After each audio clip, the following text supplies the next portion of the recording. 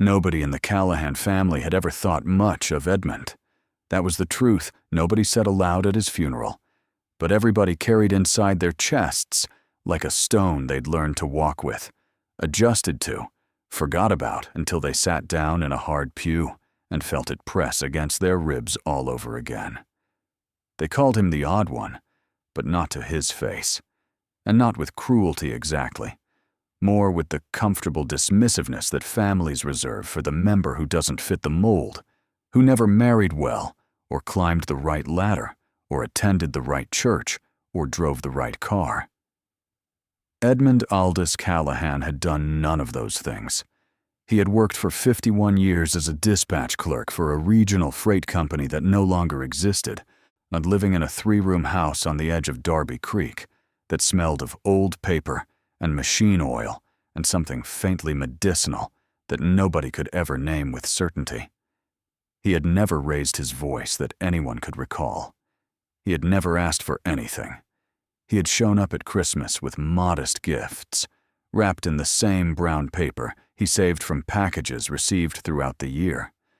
And he had eaten quietly at the far end of whatever table the family gathered around, and he had listened more than he spoke. And when he died at 89 years old on a Tuesday in February, the primary emotion in the room was not grief exactly, but rather the particular sadness of realizing that a person had been present in your life for decades, and you had never quite learned who they were. Nora Callahan learned of his death the same way she learned most things in her life during those years, at the worst possible moment, in the worst possible circumstances, with no room to feel anything except the mechanical obligation to keep moving. She was standing at the register of the diner where she worked the breakfast shift when her phone buzzed in her apron pocket, the call from her mother pulling her away from a table of college students who wanted their checks split 6 ways and her manager's eyes burning into the back of her neck. She stepped into the walk-in cooler to hear better. The cold hit her like a wall. Her mother's voice came through in fragments between the hum of the refrigeration unit. Edmund, last night. Peaceful. The word peaceful landed with that specific weight it always carried when people used it about death, as though the dying itself was something that required an apology, and the best they could offer was an assurance that at least the ending hadn't been difficult. She said the right things. She hung up. She stood for a moment between shelves of prepped ingredients in plastic containers, her breath visible in front of her face, and she tried to feel something specific about Edmund's death, but what she felt was mostly the cold. And underneath the cold, the familiar low-grade panic of a woman who was already working 2 jobs and still finishing each month with less than she started it. Her daughter Wren was 8 years old at the time, and she was waiting for Nora that evening in the apartment that had once belonged to a couple who'd separated and left behind mismatched furniture and a smell of old coffee that no amount of candles could fully displace. Wren was sitting at the kitchen table with her homework spread around her like a small country she'd claimed and was actively defending, her dark hair pulled into the kind of lopsided braid she'd learned to do herself, because Nora's mornings started too early for the luxury of standing over a child with a comb and a plan. She looked up when Nora came in.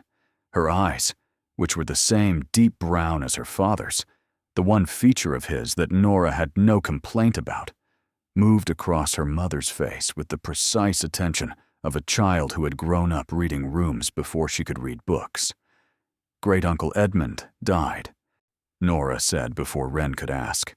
She set her bag down and started unwinding her coat, moving through the motions of arriving home, the way she moved through most things, efficiently, without pausing too long in any one feeling. Wren was quiet for a moment. Was he old? Very old. Did you know him well? Nora considered this honestly, the way she tried to be honest with Wren about things that deserved honesty. Not as well as I should have. He was quiet. We didn't always know what to say to each other. Wren looked back at her homework. That's sad. She said it without elaboration, the way children sometimes said the truest things, plainly and without armor, and then moved on. The funeral was held the following Saturday in the small Methodist church, 2 towns over, that Edmund had attended for 40 years, without ever, as far as anyone knew, holding a position of any kind within its organizational structure. He had sat in the same pew. He had contributed to the collection plate. He had shaken hands in the parking lot and gone home. The minister who delivered the eulogy had met Edmund exactly twice, and the homily reflected this with an earnest vagueness that managed to honor a life without describing it, which was perhaps the kindest thing anyone had managed for Edmund Callahan in quite some time. Nora sat with Wren in the 3rd row. Her mother was in the 1st row with her Aunt Patricia and Patricia's husband Gerald, who had the red-faced confidence of a man who believed himself to be the most important person in every room and was rarely challenged on this. Patricia's 2 sons, Marcus and Derek, sat behind them with their wives, both of whom wore the quiet alertness of women attending a funeral for someone they didn't know in a family they'd married into and were still navigating. The reading of the will was conducted the following afternoon in the office of a lawyer named Harmon, whose reception area smelled of old carpet and had magazines from 3 years prior arranged on a side table, with the careful precision of a man who straightened things out of nervous habit. They sat in a half-circle of chairs that didn't quite match, and Harmon read the document with the measured pace of someone who understood that every word had been placed deliberately and deserved the courtesy of deliberate delivery. Edmund had not been wealthy. This was established early and confirmed with specificity. The house would be sold by the estate with proceeds divided among the family. A small bank account would cover funeral expenses with something left over, enough to matter to no one in the room. Personal items were distributed with a particularity that surprised everyone. Edmund had apparently thought about each person individually, which was a detail that struck Nora as quietly devastating. A man who had been thought of as absent, as peripheral, had been paying close attention all along. Patricia received the writing desk, a piece of furniture she'd once admired at a family gathering 20 years prior and apparently mentioned only once, though Edmund had recorded the comment somewhere in whatever interior ledger he kept of the people around him. Marcus received a collection of 1st edition novels that he would later admit he had no interest in, but felt too guilty to sell. So Derek received a set of woodworking tools that had been Edmund's father's, 3 generations old, still functional, still sharp. Then Harmon reached Nora's name. She sat up slightly. The lawyer looked at her over his reading glasses with an expression she couldn't immediately parse. To my great-niece Nora Marie Callahan, Edmund had written in language that was formal and slightly archaic, the prose of a man who had spent half a century writing official documents and carried those rhythms into private life. I leave the iron dispatch box currently stored beneath the workbench in the rear room of my residence, along with its entire contents, to be received without condition or obligation of explanation. There was a pause. Harmon looked up. That's the full bequest. The silence that followed had texture. Nora felt it settle around her like weather, felt the particular quality of attention that shifted in a room when something unexpected had occurred, and everyone was making rapid calculations about whether to acknowledge it or let it pass without comment. Patricia broke it first. The dispatch box. Her voice carried the studied neutrality of a woman who had been waiting. Edmund used to haul that thing everywhere. Brought it to Mother's house for Christmas one year. Just set it under his coat. Nobody ever saw inside it. Gerald's contribution to the moment was a sound, not quite a laugh, something between amusement and dismissal, the verbal equivalent of a shrug delivered by someone who considered shrugging too subtle. Well, he said it the way people say, well, when they mean good luck with that. Marcus leaned toward Derek with something whispered that Nora didn't catch, but Wren did. She saw her daughter's eyes track to her cousin's with an expression that was careful and still, the look of a child filing something away. The meeting concluded with handshakes and the distribution of paperwork. Harmon told Nora she could retrieve the box from the house before the estate sale team began their inventory the following week. He said this without emphasis, without any signal that it mattered one way or another, and she nodded and thanked him and collected Wren from the corner where she'd been sitting with a library book she'd thought to bring, which was the kind of practical forethought that made Nora proud of her daughter in moments she rarely had the time to name aloud. In the parking lot, Patricia found her. The afternoon was gray and cold, the kind of February day that felt like an argument the sky was having with itself, unable to commit to snow or sun, and settling for a sullen middle. Patricia's expression was the careful warmth of a woman delivering sympathy over something she privately found amusing. "Well, at least you got something," she said. It was delivered with the particular generosity of a person who already has what they wanted. Nora smiled the way she had learned to smile, which is to say with her mouth and nothing behind it. "Thank you, Aunt Patricia. I'm sure there's something interesting in the old thing. Edmund was always so attached to it."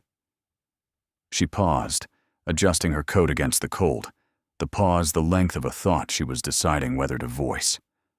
Of course, Edmund was attached to a great many things that turned out to be nothing in particular. She walked back to Gerald's car.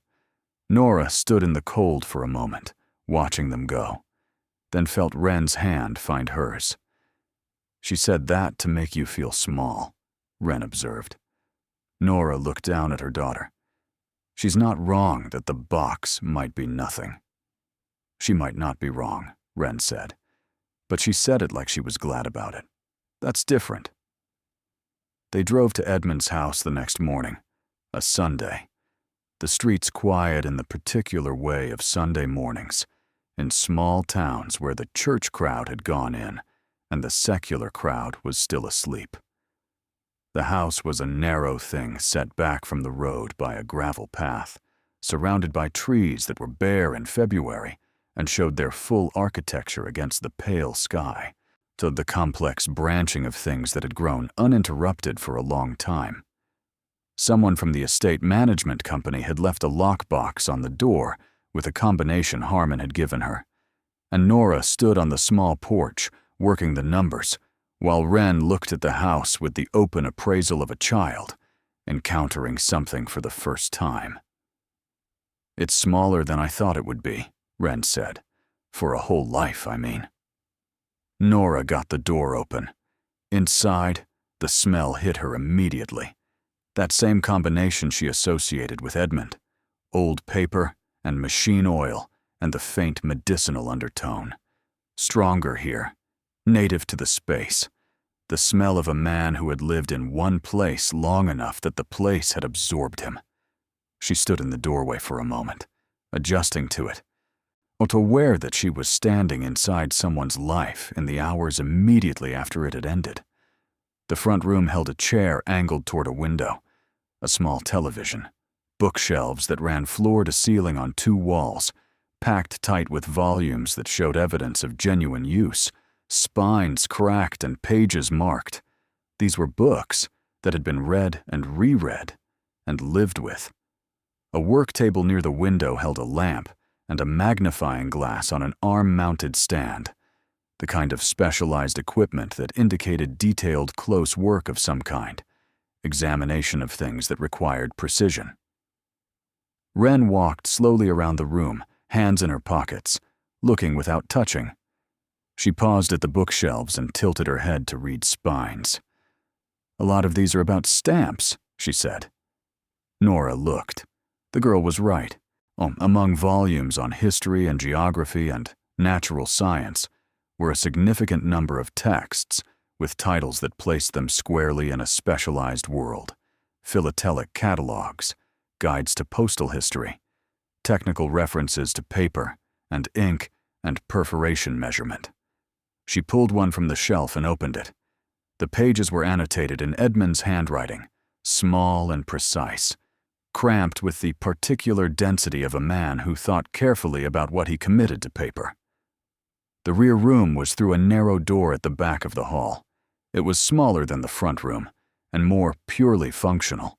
A workshop in the original sense, a place where a person came to work at something that required concentration and equipment. A long wooden workbench ran the length of one wall. Above it, my pegboard held tools arranged with the obsessive neatness of someone for whom organization was a form of thinking. Drawers beneath the bench were labeled in Edmund's handwriting, small cards slotted into brass holders, each label specific and careful. Nora crouched and looked beneath the bench. There, pushed back against the wall where the light didn't reach, was the box. It was not what she had imagined when the word dispatch conjured something in her mind. She had pictured something sleek and bureaucratic, a metal briefcase, perhaps, or a modern lockbox. This was something older and stranger and more substantial. It was iron, or iron-cased at least, rectangular, roughly the dimensions of a large dictionary laid flat. Its surface darkened with age and handling to a color that was almost black in the shadows under the bench, with faint undertones of deep brown where the metal had oxidized over decades. 2 leather straps crossed the lid and fastened at the front, with clasps that had the dull glow of aged brass. The corners were reinforced with riveted plates. A keyhole sat at the center of a decorative iron plate, the design around it unexpectedly elaborate for something functional. Scroll work that someone had thought worth adding to an object built for purpose rather than display. It was heavy. When Nora pulled it out and set it on top of the bench, she underestimated the weight and had to catch herself, the thing landing with a solid thunk that filled the small room and sent a faint cloud of dust drifting in the window light. It was the weight of density, of contents packed tightly, but of something that had been traveled with and handled and protected over a very long time. Wren appeared in the doorway. She looked at the box on the bench with an expression that Nora had learned to read over 8 years, the specific stillness that came over her daughter when she was thinking hard about something, gathering impressions before she trusted herself to speak. "That's not nothing," Wren said finally. Nora looked at her. Wren nodded at the box. She said it the way she'd say it about a math problem that had more to it than it first appeared, or a sentence in a book that meant 2 things at once. "That's not nothing." The clasps required effort. The leather of the straps was stiff with age. The brass mechanisms corroded slightly at the pivot points, or resistant in the way of things that have been still for a long time and don't immediately remember how to move. Nora worked them carefully, not forcing anything, applying steady pressure and feeling the small, incremental give of metal and leather cooperating. The first clasp released with a snap that was louder than expected. The second followed. She looked for a key, but Harmon hadn't mentioned one, and a search of the bench drawers, each opened carefully and examined in the dusty light, produced nothing that fit the keyhole. She found the key in a place she would not have thought to look if Wren hadn't been the one looking. Her daughter had wandered back to the front room while Nora searched, and she returned carrying a small framed photograph she'd found on the bookshelf. A young Edmund, she thought, though it was difficult to be certain, stood beside a machine of some kind that Nora couldn't immediately identify. His expression neither smiling nor serious, but something in between. The look of a person who is exactly where they expect to be. On the back of the frame's cardboard backing, affixed with a small piece of tape gone brittle with age, was a key. The tape released easily. The key was small, brass, with a simple cut, the kind of key that predated the complexity of modern security, built for a lock designed to keep honest people honest, rather than to defeat a determined intrusion. Nora turned it in the keyhole and felt the tumblers give, the mechanism operating cleanly despite its age. Recently oiled, she realized, maintained by someone who expected it to need working in the not-too-distant future. The lid lifted. Now she had been bracing herself for disappointment, had been constructing in the drive-over and the walk through the house a practical framework for receiving nothing of value without letting it show on her face in any way that Wren might carry home and think about later. She'd been cataloging the afternoon already as something useful, as time spent in her great-uncle's house, learning something about a man she hadn't known well enough, as a story she could tell Wren about taking things seriously, even when everyone around you suggested they weren't worth taking seriously. What she found when the lid came up stopped her. The interior of the box was divided into sections by thin wooden partitions, and each section held contents arranged with the same organizational precision she had seen in the drawers and on the pegboard and in the annotated margins of the books on the front room shelves. But the contents themselves were nothing she had expected or could have predicted from what she knew about Edmund Callahan, dispatch clerk, quiet family member, man of modest means, who had lived in a 3-room house and reused brown paper and left behind a workbench and a magnifying glass and a life that everyone had assumed was small. Envelopes. Dozens of them, slim and flat and protected each in its own transparent sleeve, made from material that had a deliberate archival quality to it, acid-free and stable, the kind of preservation that indicated someone had researched what was required to protect something for a very long time. The envelopes themselves were old, visibly old in the way that paper communicated its age, not just through color, but through some quality of texture, of light interaction, of fragility held just at bay. Each one was addressed in handwriting from another era, the ink faded to gradations of brown and rust on white that had yellowed to cream.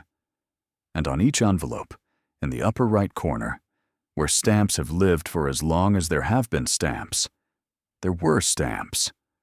Not decorative stamps, not modern commemoratives with their predictable palettes and civic subjects, but stamps of a variety and strangeness and apparent age that Nora, who knew essentially nothing about the world Edmund had inhabited, could nonetheless sense were in a category apart.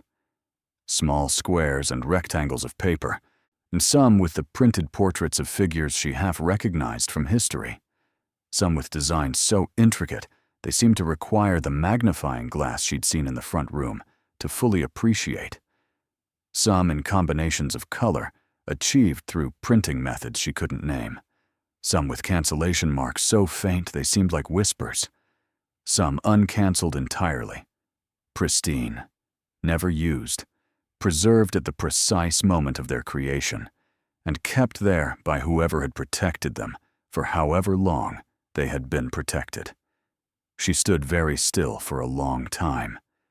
The winter light through the small workshop window fell across the open box and the envelopes inside it in a way that made everything look very particular, very present, and very real in the specific way that things are real when you are standing directly in front of them and cannot look away. Wren came and stood beside her. She looked into the box without speaking for a moment that stretched long enough that Nora became aware of the sound of her own breathing. "Those are stamps," Wren said. Her voice was careful, the way it got when she was moving slowly around something she hadn't fully understood yet. A lot of stamps. Why would someone put stamps in an iron box? Nora looked at the box, at the archival sleeves, at the precision of the arrangement, at the key that had been taped to the back of a photograph, waiting for someone who knew to look. "Because," she said slowly, working through it as she spoke, "they were worth protecting." She lifted one envelope from its section, then handling the archival sleeve by the edges, the way instinct told her to, not the envelope itself, not touching the stamp directly. The stamp in the corner was small, vertical in format, with a central design that she brought up close to study, and still couldn't fully make out without more light. In the corner of the sleeve, in Edmund's handwriting on a tiny paper label, were characters she couldn't interpret. Letters and numbers in a sequence that meant nothing to her, but was clearly a reference of some kind. A catalog notation, a code built for a system she didn't know. She put it back carefully. She looked at the other sections of the box, the other envelopes, the other sleeves, the numbers adding up in her head without her exactly meaning to count. 40, 50, more. Layered carefully, ordered by some system she couldn't yet read. There was a small notebook tucked into the back corner of the box's interior, leather-bound and slender, the kind meant for a coat pocket, filled with Edmund's handwriting and entries that were dated and cross-referenced and written in a shorthand that mixed English with abbreviations she'd never seen. She took the notebook and the box, and she locked the house, and she put everything in the back seat of her car, with Wren beside her, and she drove the 23 miles home through the February countryside, with the radio off and her mind moving the way it moved when she was working through a problem that was larger than she'd expected, and she didn't speak. And Wren, who knew when her mother was thinking, didn't speak either. Back in the apartment, Nora set the box on the kitchen table. Wren sat across from it with her chin in her hand. The homework she'd left there earlier pushed to one side to make room for something that had apparently superseded it in importance. "Are you going to open it again?" Wren asked. "Not tonight. I need to understand what I'm looking at first. Do you think it's worth something?"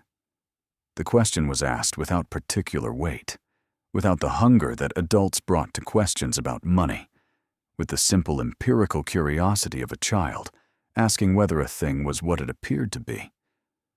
Nora looked at her daughter, and then at the box, and then at the window, where the winter dark had arrived fully, and the streetlight outside was beginning to matter. "I think it might be," she said. "I think it might be worth quite a lot. But I don't know enough yet to know what I'm dealing with." She paused. "I need to find someone who does." Wren nodded slowly, but she looked at the box with the expression she brought to difficult problems, patient, methodical, unafraid, like a puzzle that Edmund built for someone to find. Nora sat down. She thought about the magnifying glass on the arm-mounted stand in the front room, thought about it as a tool of Edmund's daily work rather than a curiosity, thought about a man who had spent 51 years as a freight dispatch clerk, and presumably his evenings and weekends and early mornings in this other world, this world of small paper squares and archival sleeves and leather notebooks and iron boxes with brass clasps and keys hidden behind photographs. She thought about what that kind of sustained attention over decades of a quiet life might produce. She thought about the look Wren had given Patricia in the parking lot of Harmon's office, and the look Wren had given the box in the workshop, and the look Wren had given it just now, which were three different kinds of look, but shared a common quality, the quality of taking something seriously that others had already decided wasn't worth taking seriously. She thought about what Edmund had written in the will, to be received without condition or obligation of explanation. She had read it as the language of a private man who had always preferred to let things speak for themselves. She read it differently now, sitting at the kitchen table with the iron box in front of her, with the notebook she hadn't yet opened, and the archival sleeves she hadn't yet examined properly, and the key that had been waiting behind a photograph in a dead man's house for whoever knew to look behind photographs. He had known exactly what he was leaving her. He had known exactly what it was worth, whatever it was worth, which was something she still didn't know, but had begun to suspect was more than anything she'd been given before. And he had left it without explanation because the explanation was in the box itself, in the notebook and the sleeves and the arrangement and the system. A life's work left intact, whole, coherent, asking only for someone with the patience to learn its language before trying to read it. She made tea. She made dinner. She helped Wren with the homework that the afternoon had interrupted. She listened to her daughter explain a math concept she'd been struggling with, and she checked the work. And she signed the permission slip for a field trip she'd been avoiding, thinking about the cost of, and decided she'd find the cost somehow. She always found it somehow. After Wren was in bed, Nora sat back at the kitchen table. She opened the notebook. Edmund's handwriting filled the pages with a density that was initially overwhelming. The shorthand abbreviations interspersed with what appeared to be standard catalog references, lines and lines of them, with dates and notes, and what she gradually came to understand were assessments, condition assessments, value estimates, historical notations. The earliest entries were dated in the mid-1970s. The most recent entry she found was dated 11 months ago, February of the previous year, 12 months before his death. The last entry in a series that had run uninterrupted for nearly 50 years. She couldn't read the catalog references without context. She couldn't interpret the abbreviations without a key. But she could read the dates, and she could read the few English phrases that appeared without shorthand, and she could feel the shape of what the notebook represented, even without understanding its content. The way you could feel the weight of a word in a language you didn't speak by how the speaker held it in their mouth. She found one entry near the middle of the notebook that was written out fully. No abbreviations, no shorthand. The language careful and complete, in a way that suggested Edmund had wanted to be unambiguous about this particular item. She read it 3 times. She sat with it for a long time. Her tea went cold. The streetlight outside made a rectangle of pale orange on the kitchen floor that shifted slightly as something moved in the wind outside. A branch, a wire, some element of the world continuing its ordinary motion. Then she got up, and she got her laptop from the bedroom, and she sat back down and she began to search. The first thing she found confirmed the shorthand notation from the entry she'd read fully. The second thing she found made her sit back in her chair and look at the ceiling for a moment before returning to the screen. The third thing she found, an auction result from the previous year, a sale conducted by one of the major philatelic auction houses in London, caused her hands to go still on the keyboard. She looked at the number. She read the description of what had sold, the condition grade, the rarity classification, the historical significance. She looked at the number again. 1 item, 1 stamp in 1 archival sleeve in an iron box that the Callahan family had dismissed with something between amusement and pity, that Gerald had punctuated with that sound he made when he considered something beneath his notice. 1 stamp, if Edmund's notation meant what the auction result suggested it meant, had sold at public auction the previous October for more than everything Nora Callahan had earned in the past 4 years combined. She sat in the kitchen at midnight with her cold tea and her laptop and the iron box, and she tried to count the sleeves in the box with any precision, tried to do arithmetic with information she didn't have enough of yet, tried to hold herself in a framework of caution and practicality that she had earned through years of making the practical choice because no other choice was available to her. She couldn't do it. The arithmetic refused to stay manageable. The framework kept shifting. She got up and went to Wren's doorway and stood there in the dark for a moment, listening to her daughter breathe, watching the small shape of her in the bed, the lopsided braid she hadn't redone before sleep, the library book on the nightstand, with a bookmark in it, 3/4 of the way through. 8 years old.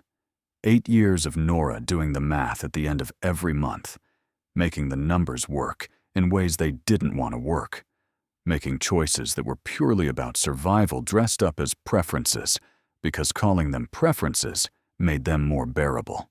By 8 years of learning that security was something other people had, while she built a careful daily scaffolding of shift schedules and deferred costs and small economies that made Wren's life as full as Nora could make it, while her own contracted around the shape of necessity. She went back to the kitchen. She looked at the box.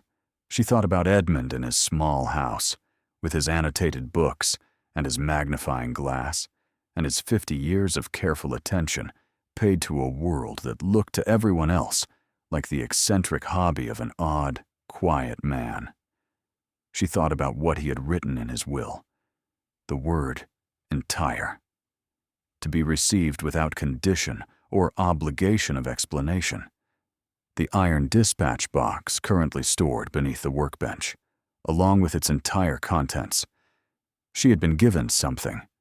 She did not yet know its full dimensions.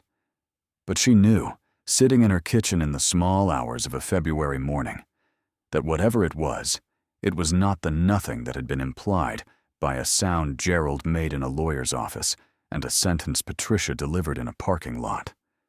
She knew, with a certainty that sat in her chest like a different weight than the stone she'd been carrying, that Edmund Aldous Callahan, the odd one, the quiet one, the one nobody had ever quite known, had been paying attention for 50 years to something that was not nothing at all. She closed the notebook. She closed the laptop.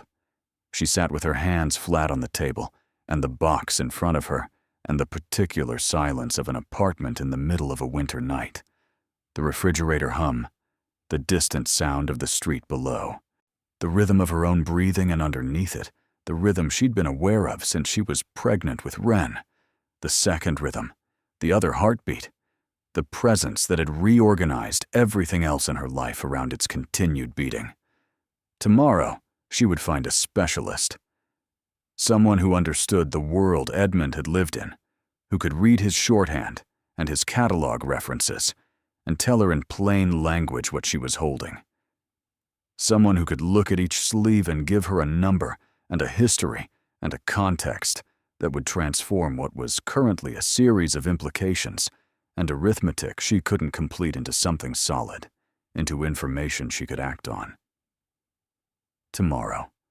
Tonight she sat with the box and the possibility, which was its own kind of weight, the good kind, the kind you felt when something that had been closed for a long time was beginning to open.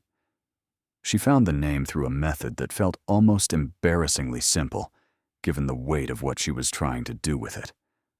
3 searches, each one narrowing the field, each one producing a shorter list of people who did what she needed done, until she arrived at a single entry on the website of the American Philatelic Society, a directory of certified appraisers listed by region and specialty, and she found the name Margaret Osei beside a set of credentials that she didn't yet have the vocabulary to fully interpret, but that were clearly substantial.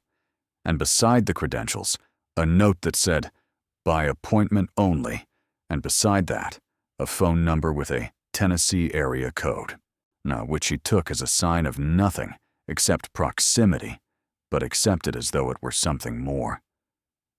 She called at 8 in the morning before her shift, standing in the kitchen with the box on the table, and Wren eating cereal across from it with the focused attention she brought to breakfast, which was the meal Nora had never been able to convince her to treat casually.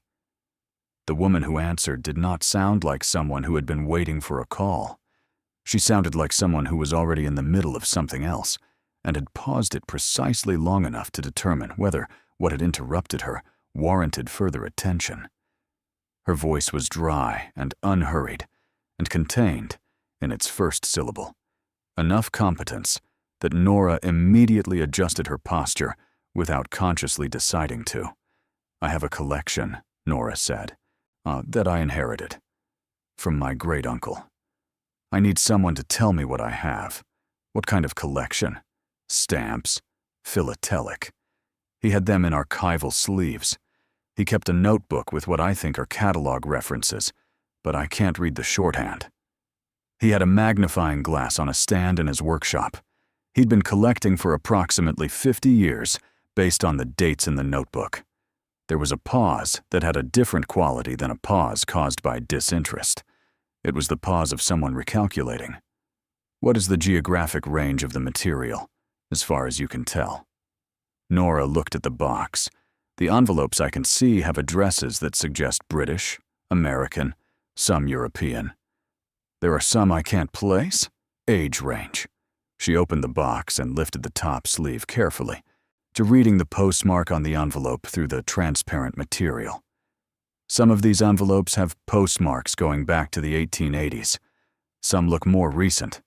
The stamps themselves, some of them look very old. I can't be more specific than that without knowing more than I know.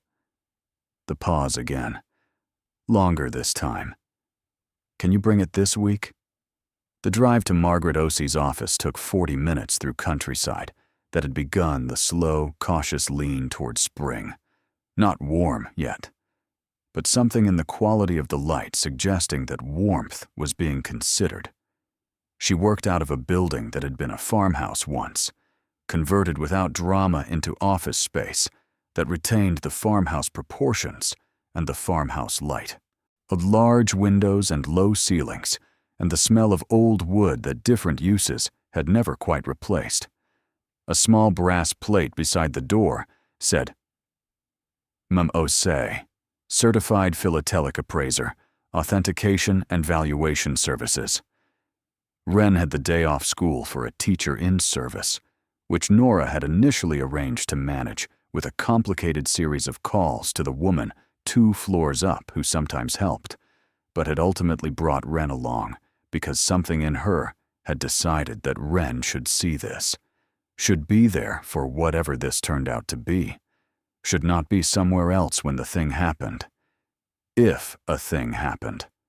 Margaret Osei was 63 years old and gave the impression of someone who had decided early in life exactly how she intended to occupy space and had never revisited the decision. She was compact and deliberate in her movements, with reading glasses pushed up into close-cropped gray hair and hands that moved with the habitual care of someone who had spent decades touching things that did not tolerate carelessness. She shook Nora's hand and looked at Wren with the direct regard of a person who had no particular opinions about children one way or the other, but was willing to form one based on evidence. You can sit there, she told Wren, indicating a chair by the window, and you may look at any of the books on that shelf, but please use both hands. Wren said she would, and went to the shelf and selected a volume with the decisive speed of a child who made up her mind quickly about books. And Margaret watched this and appeared to revise her initial assessment in some minor but positive direction before turning her attention to Nora. Show me. Nora set the box on the work table at the center of the room. She opened the clasps and the lid and stepped back slightly, the way you stepped back from something you were offering to someone else's judgment. Margaret looked at the box for a moment without moving, as though she needed to take its measure visually before she came any closer. Then she pulled a stool up to the table and sat and drew a pair of cotton gloves from a drawer and put them on with the particular efficiency of someone for whom this was automatic, and she began. She worked in silence for a long time. She lifted each sleeve by the edges and held it at an angle to the light, and then brought it under the magnification lamp she'd adjusted to the table before they arrived. And she looked, and she set it down, and she went to the next one. Occasionally she made a sound that was not a word exactly, a low sound in the back of her throat that belonged to the family of sounds people made when they encountered something that connected with existing knowledge in an unexpected way. After 20 minutes, she got up and went to the bookshelf behind her desk and pulled down 2 heavy volumes and brought them back and cross-referenced something from the sleeve she was holding against entries in both, her finger moving down columns of print in the way of someone who knew where to look but was being careful to confirm what they already suspected. She looked at Edmund's notebook, which Nora had brought. She opened it to the first page and read for a moment, and then looked up. She said, "Your great-uncle used Gibbons and Scott catalog numbers, intermixed with his own notation system." She held up the notebook. "This is 47 years of acquisition records." She said it the way a structural engineer said a building was sound, as a technical assessment delivered without drama, but with the weight of expertise behind it. "Can you read it?" "Most of it. I'll need time with the notation system he developed. But the standard references I can read immediately." She turned back to the table. She picked up a sleeve and held it under the lamp. "This one first." The envelope in the sleeve was small and cream-colored with the particular yellowed cream of very old paper, like addressed in a copper-plate hand to an address in Bristol that no longer existed in the form that the writer had known. In the upper right corner was a stamp that Nora had looked at the previous night, with her laptop beside her and her tea growing cold. A stamp she had stared at for 15 minutes, trying to confirm what she was seeing. "Tell me what you see," Nora said. Margaret looked at her over the lamp. She appeared to be deciding whether this was the kind of conversation she conducted during appraisals, which were usually transactions of information rather than dialogue, and she decided apparently that it was. She said, "It's an 1840 penny black. First adhesive postage stamp ever issued. Plate 1A, identifiable by the check letters in the lower corners. The cancellation is a red Maltese cross, which places it in the earliest period of use." She tilted the sleeve slightly. "The centering is exceptional. The margins are uncommonly wide for a used example. The color has not faded appreciably." She paused. "Your great-uncle graded this at very fine in his notation. He was, if anything, conservative. I would grade it fine, very fine at minimum. In the current market, a plate 1, a penny black in this condition, with a red Maltese cross cancellation, sells between $15,000 and $22,000. Nora absorbed this. One stamp. Margaret set it down and picked up the next sleeve. The next one was smaller than the first, a deep orange red that was visible even through the archival sleeve, and older. Nora had not been able to find a confident match for this one the night before, and had come close to something, and then lost it in the complexity of the search results, the variations and subtypes, and condition qualifications that made the philatelic market as specialized and internally differentiated as any other world built around rarity and expertise. Margaret held it under the lamp for a full minute without speaking. Then she took the catalog volume and opened it to a marked page, confirming something with the focused attention of someone who had found what they expected, but needed to see the print to trust the finding. She set the catalog down. "This is a Cape of Good Hope triangular," she said. 1853, the first printing. The triangular format was adopted for a practical reason. Postal workers sorting in low light could identify letters going to and from the Cape Colony by touch alone. The shape distinguishable from rectangular stamps in the dark. She looked at Nora. Fewer than 40 examples of this particular printing in this condition are known to exist. Your great-uncle's notation on this one is marked with a double asterisk, which in his system I believe indicates exceptional provenance. The sleeve has a reference number I can trace. She did, moving to the computer at the edge of the desk and typing. She was quiet for a moment, reading. Then she said, "He acquired this in 1981 at a private sale in Edinburgh. The seller was the estate of a Scottish merchant family who had held it since 1889. She looked up. It last sold publicly in 2019. A different example, lesser condition, for $68,000. Nora sat down in the chair on her side of the table. It was not a decision to sit. It was a reclassification of her relationship to gravity. "How many sleeves are in the box?" Margaret asked. Nora counted. 61. Margaret looked at the box with an expression that was professional and contained beneath the professionalism, something that Nora recognized from her own face the night before in the kitchen. The expression of someone doing arithmetic that kept returning a number larger than the framework allowed for. They worked through the morning. Margaret examined each sleeve in sequence, making notes in a ledger beside the lamp, cross-referencing catalog entries, occasionally consulting the database on her computer, occasionally holding a sleeve at angles that suggested she was looking for qualities of light and color imperceptible to anyone less trained. Wren stayed in her chair by the window and read her book, and occasionally looked at what was happening at the table with the careful peripheral attention she'd developed for watching adults when she didn't want to be perceived as watching. The stamps accumulated on the table in their sleeves, each set down with precision after examination, and with each one, Margaret's notes grew longer, and Nora's understanding of what she was sitting in front of grew simultaneously larger and more difficult to contain within any practical framework she had access to. There was an 1847 Post Office Mauritius, the 2-penny blue, one of the rarest stamps ever produced, printed in such small quantities on the island of Mauritius before a corrected version replaced it, that the world's entire surviving supply could fit in a manila envelope with room to spare.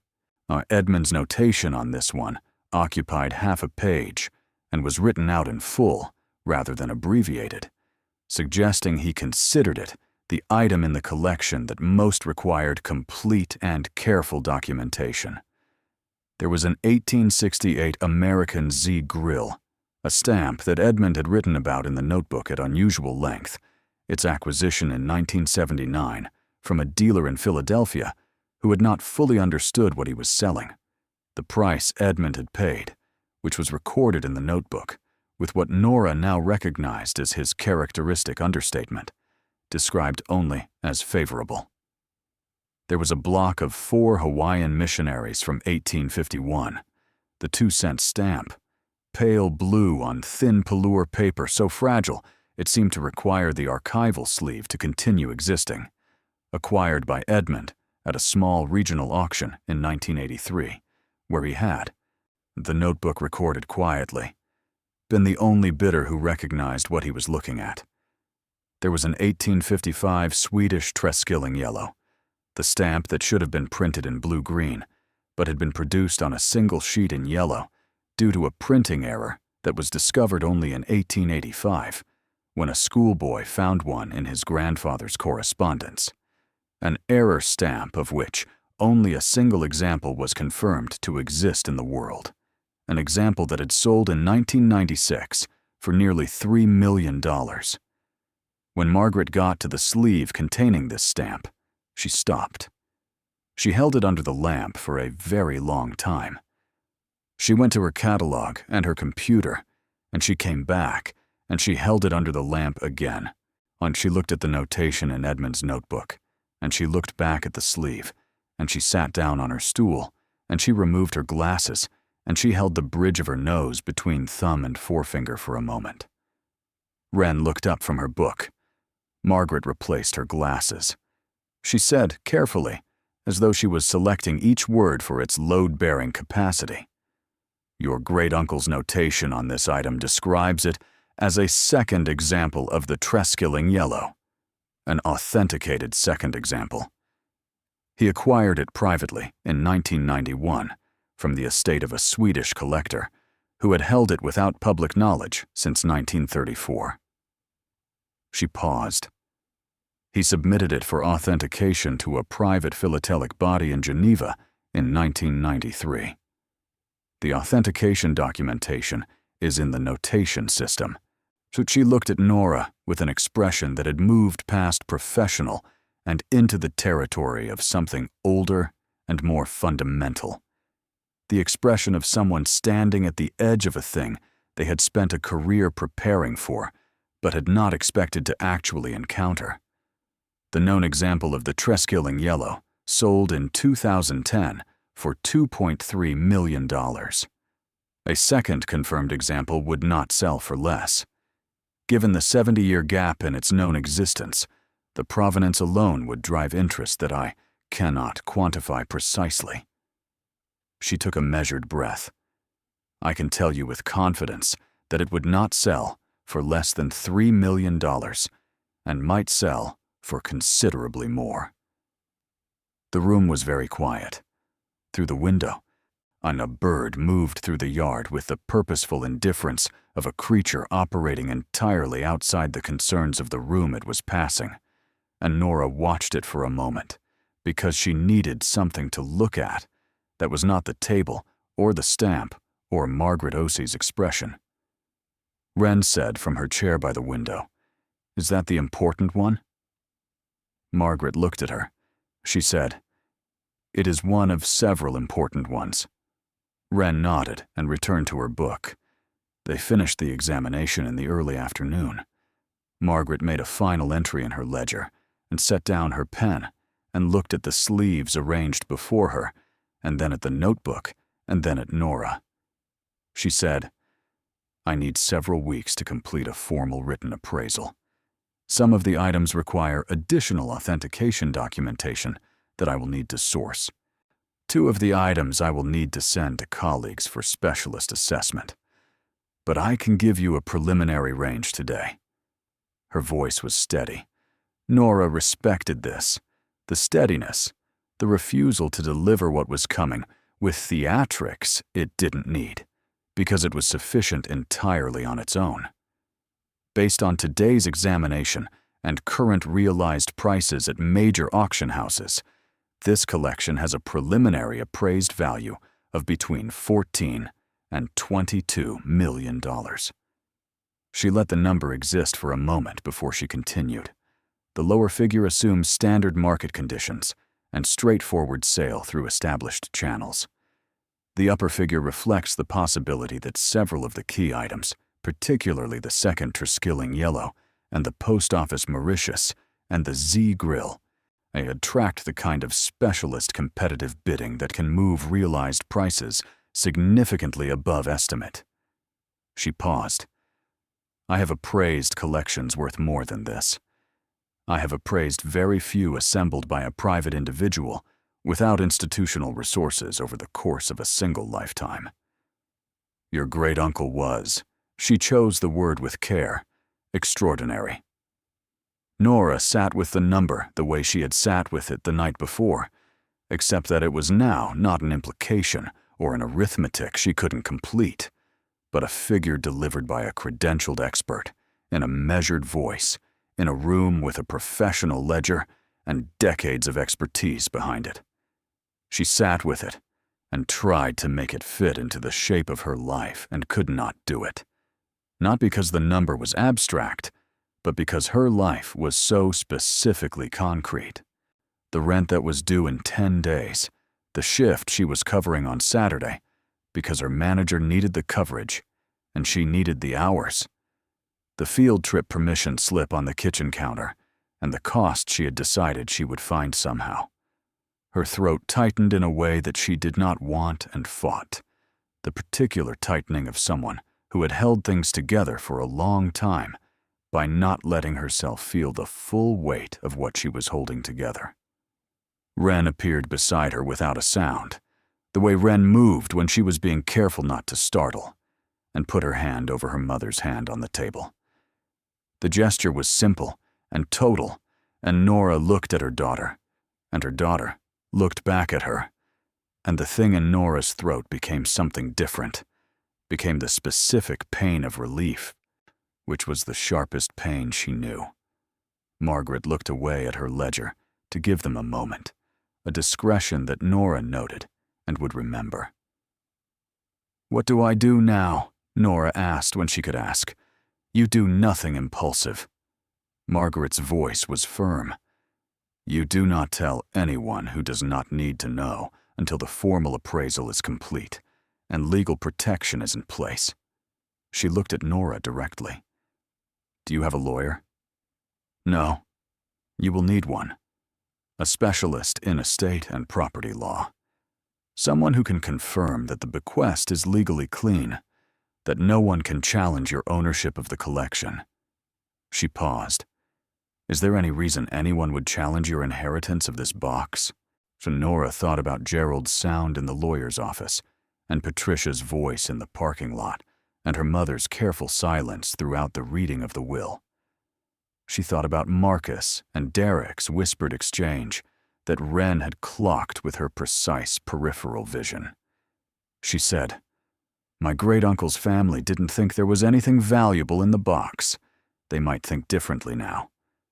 Then you need the lawyer, before anyone thinks differently. Margaret wrote a name on a card and slid it across the table. "This man handled the estate of a collector I worked with 20 years ago. He knows this territory."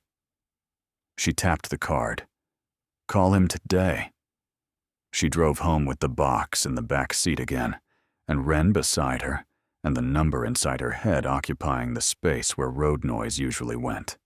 She dropped Wren at the apartment and drove to her shift at the diner, which had not changed in any respect since that morning, or any morning before it. The same register, and the same split checks, and the same manager's eyes on the back of her neck. And she moved through it with the surface competence of someone who knew her job absolutely, while her interior was doing something entirely different. She called the lawyer from the diner parking lot at the end of her shift, sitting in the car with the engine running for heat. His name was Arthur Breen, and his voice had the quality of someone who had heard a very large number of things, and was not planning to be surprised by whatever came next. She told him about the inheritance. She told him about Margaret Osey's preliminary appraisal. She told him the number. He was quiet for a moment in the way that Margaret had been quiet, the quality of pause that belonged to calculation rather than surprise. Then he said, "How sure is the appraiser? She's been doing this for 30 years. She seemed very sure. "Bring me the will documentation, his certificate of death, the deed to the collection as expressed in the bequest, and the appraiser's preliminary written notes, if she's prepared to provide them." He paused. "And don't mention the figure to anyone until we've spoken." She had not planned to, but sitting in the parking lot with the diner's neon reflecting in the puddles from the afternoon's rain, she became aware for the first time that not planning to and actually being able to manage it were different propositions. Because there were people in her life who talked to each other. Her mother and Patricia were sisters after all, and her mother knew she'd gone to Edmund's house to retrieve the box, and her mother would ask how it had gone, and her mother was a woman who could read her daughter's face across a phone call. She called her mother. She kept her voice level, and she managed the call by answering questions she wasn't asked.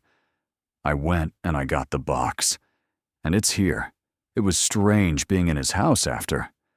I'll let you know what's in it once I've had a chance to go through it properly," which was true in every technical sense and communicated almost nothing that mattered. Her mother said it was probably just papers. Old letters. Edmund kept everything. You know, he kept absolutely everything. A very strange habit, and she said it with the fondness she sometimes used when describing family members she found baffling, but had made peace with. He was always so attached to that box. I remember him having it at Mother's, at Christmas Inn. Oh, it must have been 1987 or 1988. He wouldn't let it out of the car. We all thought it was very peculiar. He was very careful with it, Nora said. Well, he was careful with everything. That was Edmund. Her mother's voice shifted into the reflective key it found when she was thinking about someone lost. He was a good man, you know, in his quiet way. I always thought we didn't do right by him. We didn't make him feel like he was really part of things. He was always a little outside, and we let him stay there. I think that was a failure on our part. Nora looked at the box on the passenger seat beside her. She thought about Edmund and his 3-room house with his magnifying glass, and his 50 years of careful attention, and the key he'd taped behind a photograph for someone who knew to look behind photographs. She thought about what that took. A life lived in a world that dismissed you. The discipline of not explaining yourself. The patience of waiting for the right person to arrive at the right moment, without any guarantee they ever would. She said, "I think he was okay, Mom. I think he was actually okay." She met with Arthur Breen 2 days later in his office downtown, the box locked in her car in the parking garage with a cable lock she'd bought that morning, because the alternative was bringing it inside, and she wasn't ready to bring it inside, wasn't ready to have it in an office building lobby where strangers passed, or where someone might notice, where the weight of it was observable by people she didn't know. Arthur was 60 years old and wore the kind of suit that had been expensive once and was maintained so well it remained functional long past when fashion had moved on. He reviewed Edmund's will with the focused reading of a man who knew exactly what he was looking for and was checking whether what he'd been told was reflected in what was in front of him. "The language is clear," he said after a time. "The bequest is specific. The iron dispatch box currently stored beneath the workbench in the rear room, along with its entire contents." He looked up. "He knew what he was leaving you." "I know. And he knew the others wouldn't know. Or he knew they'd dismiss it. That's why the language is this way. He wanted it unambiguous." "Is it?" "As bequests go, this is one of the least ambiguous I've seen. He named a specific object. He named a specific location. He named a specific person. There is no language that could reasonably be read as distributing the contents elsewhere." He paused, with the practiced pause of a man who was about to say something that needed to be said carefully. "However." Nora waited. "However, if the preliminary appraisal figure is within the range you've described, there will be challenges. Not because the challenges have legal merit, they don't, but because the amount of money involved creates incentive.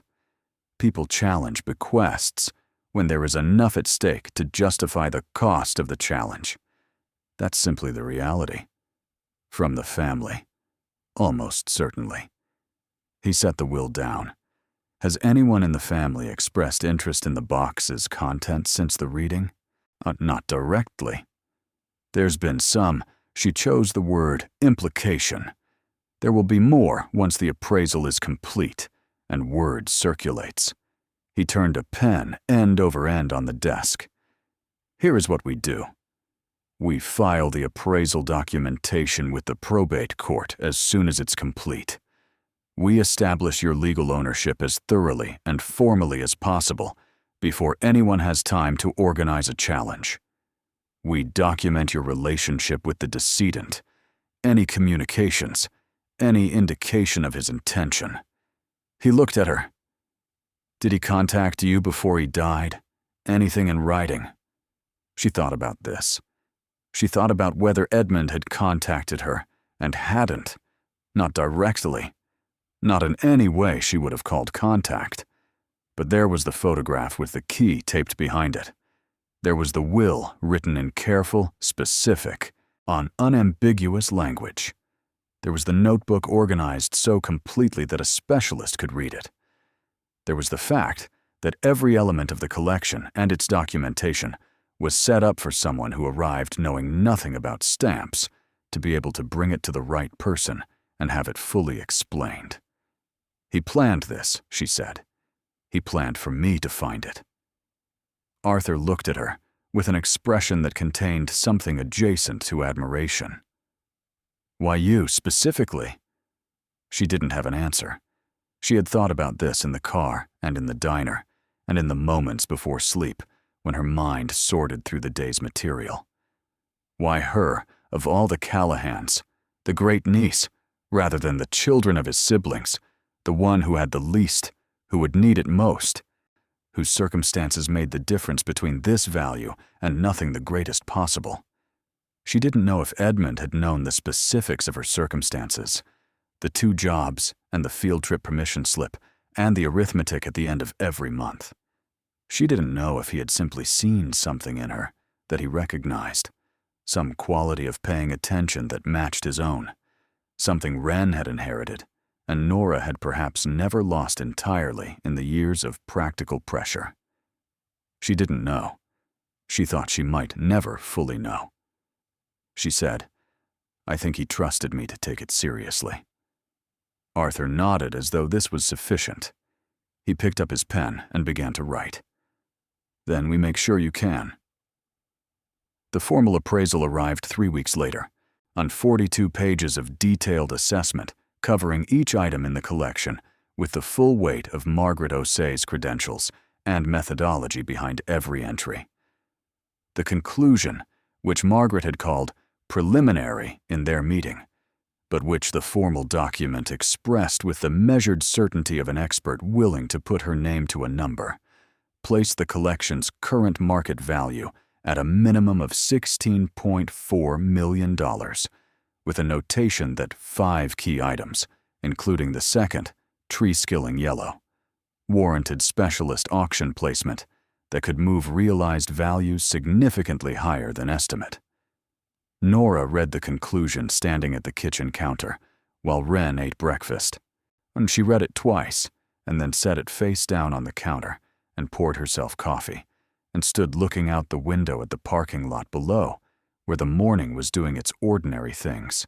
A man walking a dog, a woman loading groceries into a car, the world continuing in its complete indifference to the document on her counter.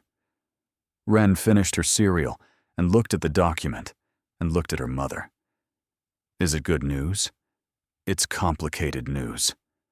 Nora picked up the appraisal and turned it over and looked at the number again.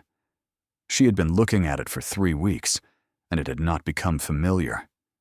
She didn't think it would. It is very good news wrapped in some complicated things. What complicated things? She thought about Arthur Breen's office and the word challenge and the phrase people challenge bequests when there is enough at stake. She thought about the process she and Arthur had begun of building formal documentation, the hours spent in his office reviewing Edmund's correspondence and financial records that the estate had made available, the discovery that Edmund had maintained a file of communications with a Swiss philatelic authentication body that went back to 1991, and that Arthur had described, quietly, as ironclad. The kind of complicated things, she said carefully, that happen when something is worth more than people expected. Wren thought about this. Are there people who will want to take it? People who will want to try? Wren considered her mother with the specific attention she brought to things she was deciding how to feel about.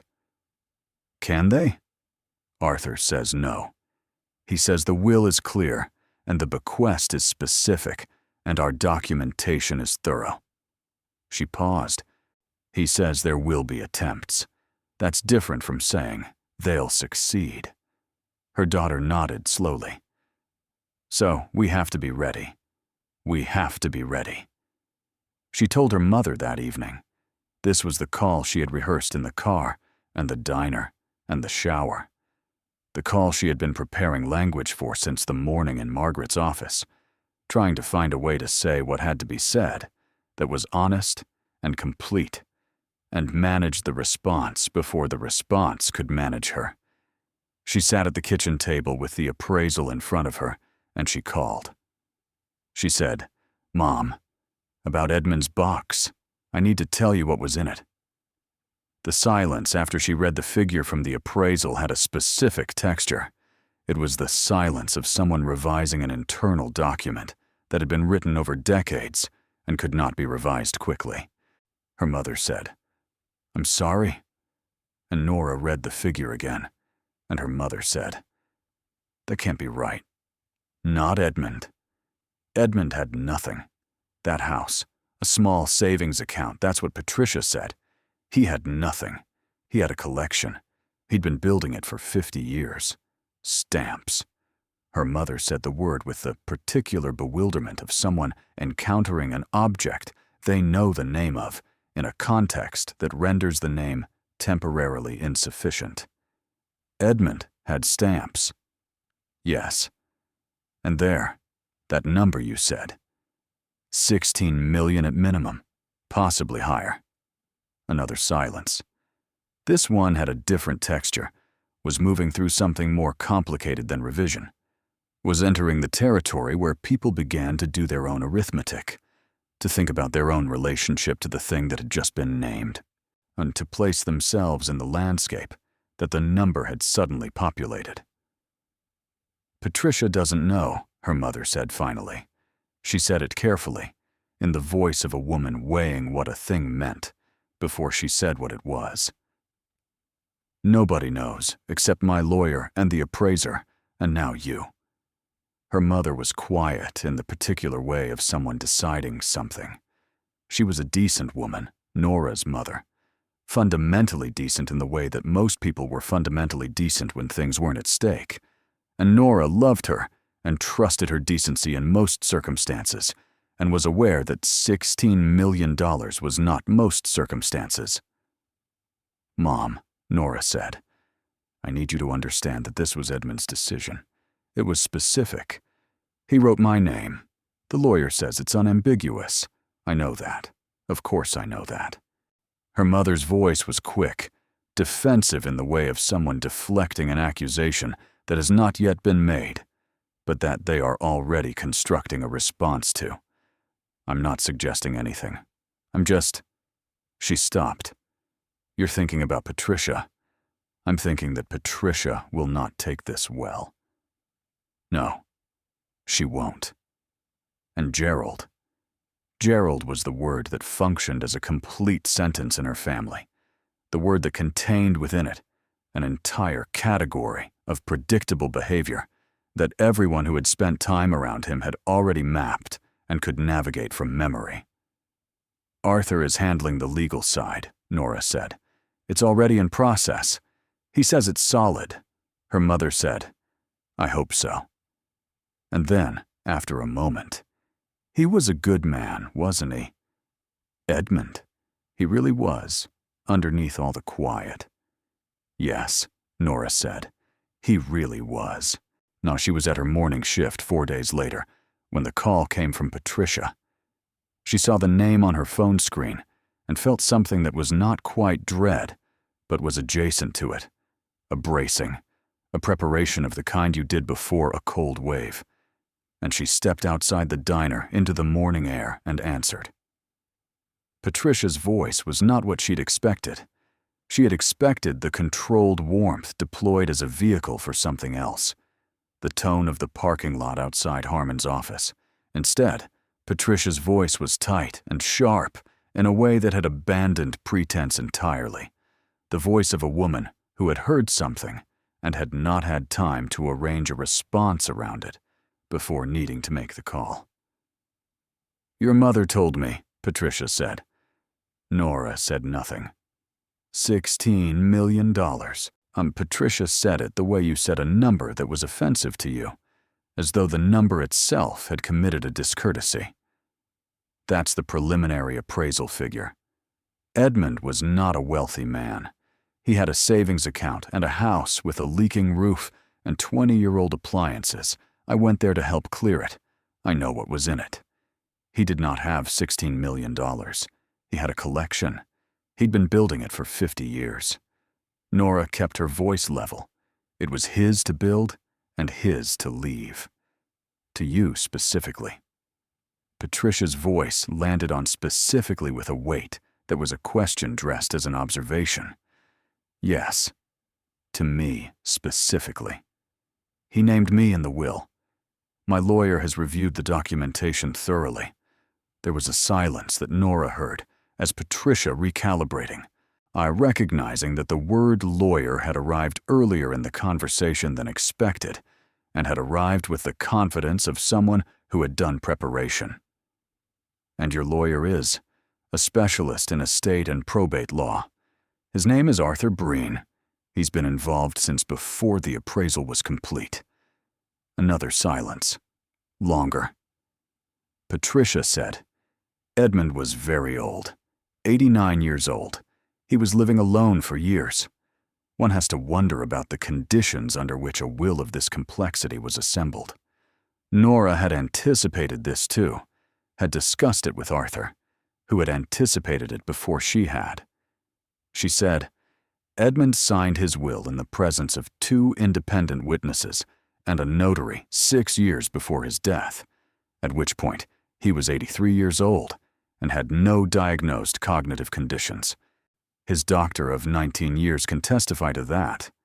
She paused. Arthur has already been in contact with the doctor. Patricia's silence was different this time.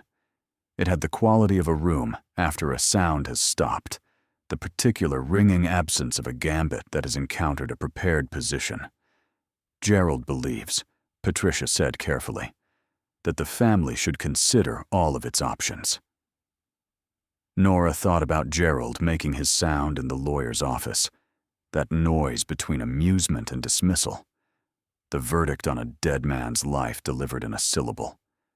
She thought about Edmund at the far end of every table, listening more than he spoke, watching more than anyone thought he was watching, building for 50 years a world that nobody around him could see.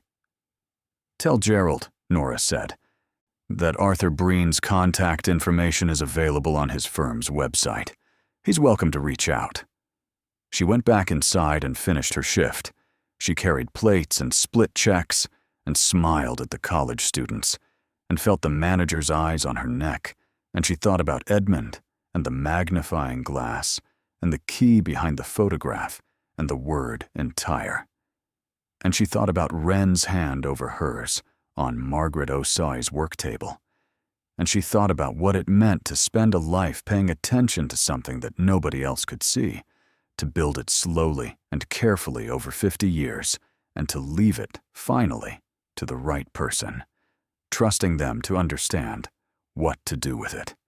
She thought about what Arthur had told her in their last meeting, quietly, at the end of the appointment when the formal business was done. He had said, to Nora, you should know that it will get louder before it gets quieter. He had said it the way a doctor tells you a treatment will be difficult, but necessary, as information rather than apology. People do not accept easily that they were wrong about something, especially people who were wrong about money. She thought about that on the drive home. She thought about what louder looked like, whether she was ready for what louder felt like, whether Wren was protected sufficiently from whatever louder involved. She thought about the box in her apartment, with its formal appraisal and its 42 pages of documentation and the $15,000 she had not yet spent and would not spend until Arthur said it was the right time, and sitting in an account that was real and formal and existing in the world, regardless of who made what sound in what parking lot. She thought about Edmund, the way he had watched all those years from the far end of every table, the way he had said nothing, built everything, and left it for someone who would understand it. She was almost home when her phone buzzed, a number she didn't recognize. She let it go to voicemail and listened to the message parked outside her building with the engine still running.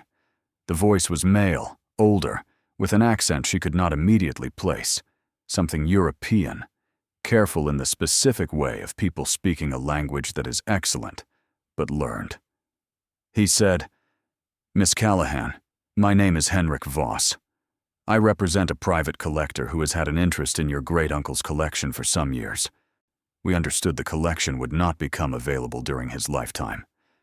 We would very much like to discuss the possibility of a private acquisition before the items reach public auction. We are prepared to move quickly and to be generous. Please call me at your earliest convenience.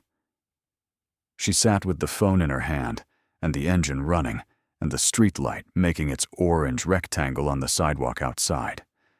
He had had an interest for some years. The collection would not become available during his lifetime. She replayed the words. Someone had known about Edmund's collection, had known what was in it, or enough of what was in it, to position a private acquisition before any public knowledge existed. Had been watching, waiting, knowing. For years. She called Arthur from the parking lot. He answered on the second ring. She played the voicemail for him through the phone. He listened without interrupting. When it ended, he said, "Don't call that number. Don't acknowledge the message. Send it to me. I'll trace the contact details." He paused. Someone has been monitoring Edmund's estate. How long? That's what I need to find out. He said it the way he said things, when the thing was more serious than the tone implied. How long has this man known what was in that box? She sat in the car for a moment after she hung up. She sat with the engine running, and the street light, and the knowledge that something she had thought was simply a family inheritance, a bequest from a quiet man to a great niece who needed it, had dimensions she had not yet mapped. That there were people who had known about Edmund's world while he was alive, and had been waiting, patiently, armed with resources she couldn't yet measure, for the moment that it became available. She thought about Edmund, the key taped behind the photograph, the will written 6 years before his death in unambiguous language. The documentation kept meticulously complete. She thought about a man who had spent 50 years paying attention and had thought, carefully and thoroughly, about every element of what he was leaving behind. She thought about the word careful. She thought about how much he must have known, about the attention that surrounded him, about the people who watched, and how he had built his protection into the collection itself, into the paper trail and the authentication records and the notarized documents and the specific, legally airtight language of his final wishes. He had known they would come. He had built against it. He had left her a fortress made of paper and stamps and 50 years of patient, invisible labor. And somewhere in the architecture of everything he had built, he had trusted her to hold it. She got out of the car. She went upstairs. She unlocked the apartment and found Wren at the kitchen table doing homework with the iron dispatch box on the table beside her, which was where it lived now, present in the room the way important things were present in rooms, noticed without being looked at, understood without being named. Wren looked up. "You look like something happened." Nora put her bag down and sat across from her daughter and looked at the box. She said, "Someone knew about the collection while Edmund was alive. Someone was watching it." Wren was quiet for a moment, looking at her mother, at the box, at her mother again. Did they want it? Yes. Can they take it? Nora looked at the box, at the iron darkened with age, and the brass clasps worn smooth with handling, and the keyhole with its decorative scrollwork. Someone's care embedded in an object built for purpose. Someone's decision that a thing worth protecting was worth making beautiful. "No," she said. "They can't take it." But she said it, knowing that there was a difference between can't and won't, between legal impossibility and practical difficulty, and that whatever was ahead of them was not finished, was in fact barely begun, was moving toward something she hadn't yet seen. She was ready. She didn't know what for specifically, but she was ready. And Edmund, she thought, had known she would be. Arthur Breen traced Henrik Voss in 4 days. But he called Nora on a Thursday evening and delivered the information with the measured pace he used for things that were more complicated than they appeared, which was the pace he used for most things. Henrik Voss represented a private collector named Gerhard Steiner, a Swiss national, 71 years old, whose fortune had been made in European pharmaceutical distribution and spent, over 40 years, on acquiring rare philatelic material with the focused appetite of a man who had decided that stamps were the one category of object worth the full weight of his attention and his resources. Steiner's collection was institutional in its scale and scholarly in its assembly. He was not a hobbyist. He was a competitor in the way that only people with unlimited resources and a specific obsession could be competitors. No, which was to say completely, and without the ordinary constraints that governed most people's pursuit of things. He had contacted Edmund twice. The first time was in 2003, through an intermediary, with an offer for the Treskilling Yellow specifically, a private approach at a figure that Arthur relayed to Nora, with a pause that indicated it was not a small figure. Edmund had declined.